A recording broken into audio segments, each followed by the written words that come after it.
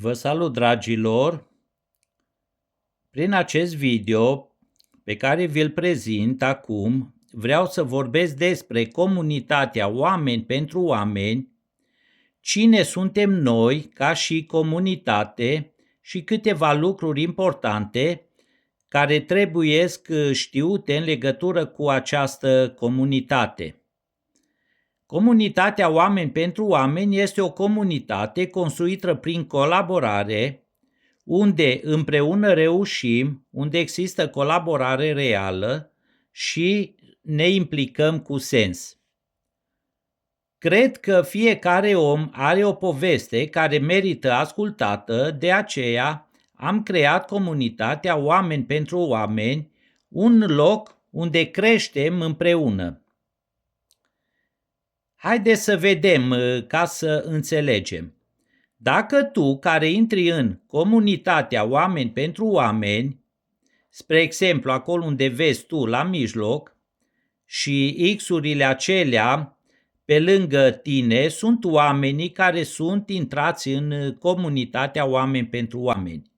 Ei, toți acești oameni care sunt în comunitatea Oameni pentru Oameni sunt interesați ca tu să o duci mai bine, tu să ai o viață mai bună și ție să-ți fie mai bine. Gândește-te să fie 100 de oameni, 300 de oameni, 400 de oameni și mai mulți, oameni care toți să fie interesați în a te ajuta pe tine să-ți fie mai bine. Este de refuzat lucrul acesta? Eu cred că nu. De aceea, prin această comunitate, vrem ca tu, care ești în comunitate sau care vei intra în comunitatea Oameni pentru Oameni, să ai tot sprijinul necesar pentru a o duce mai bine. Cu toții știm că succesul nu se obține de unul singur, ci prin susținere reciprocă. Nimeni nu reușește de unul singur în viața aceasta și fiecare are nevoie de alții pe lângă el.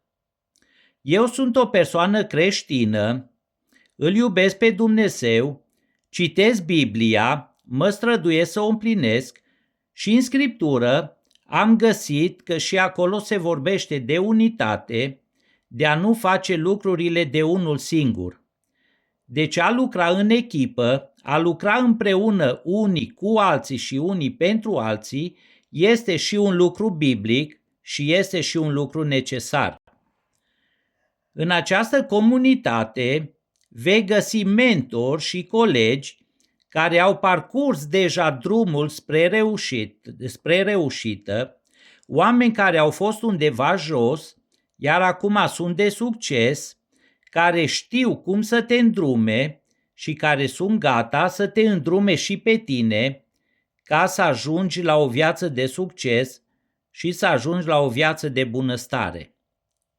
De asemenea, în această comunitate, dacă nu știi sau dacă nu poți face un anumit lucru sau dacă nu ai timp sau alte lucruri te împiedică să faci un anumit lucru, comunitatea intervine pentru a te ajuta.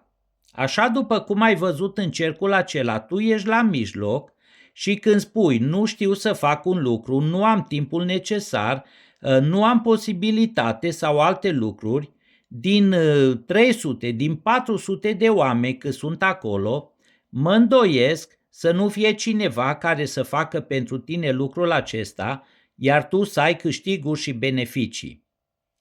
De asemenea, în comunitatea Oameni pentru Oameni, prioritatea noastră este ca fiecare membru nou să atingă un nivel superior de bunăstare.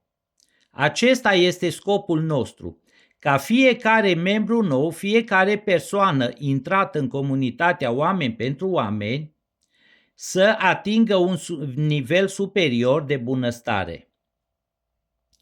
Aici, în comunitate, discutăm deschis despre nevoile tale și împreună căutăm soluții concrete pentru ca aceste nevoi ale tale sau aceste obstacole sau aceste probleme ale tale să îți fie rezolvate.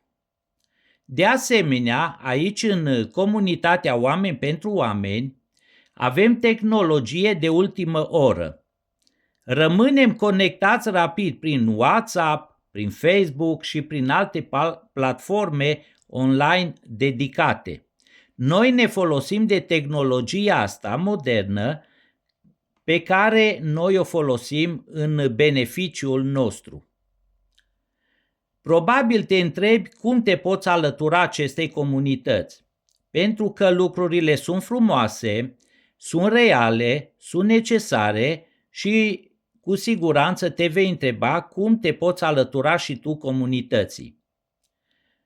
Pentru a menține un standard ridicat de organizare și profesionalism, în comunitatea Oameni pentru Oameni există o singură taxă sau o unică taxă de înscriere care îți oferă acces la un site personalizat și profesional cu ID și parolă, care este site-ul tău personal cu ID și parolă pentru gestionarea activității.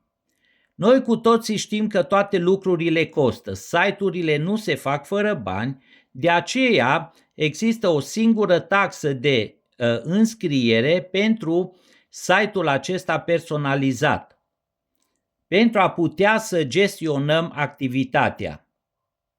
Apoi, de asemenea, există și un abonament lunar, o contribuție accesibilă care susține logistica și activitatea continuă a comunității. Ei, vedeți, dacă cineva este membru într-un partid politic, vedeți și acolo există cotizație lunară.